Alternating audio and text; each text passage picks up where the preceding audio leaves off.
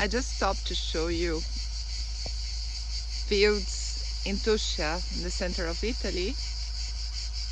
We're not too far from Rome. Actually, we're close to a city called Viterbo.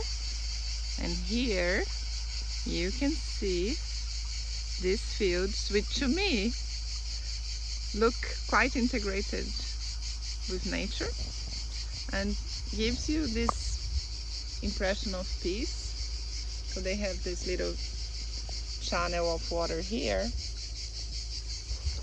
that I am assuming it's man-made.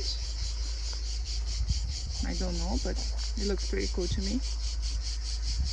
Yeah, and I think this is an activity that we are highly dependent upon, and we should really pay attention to Italy because of agriculture practices, because of its beautiful landscape, because of the amount of work they do here to make sure production systems and nature are on the same page.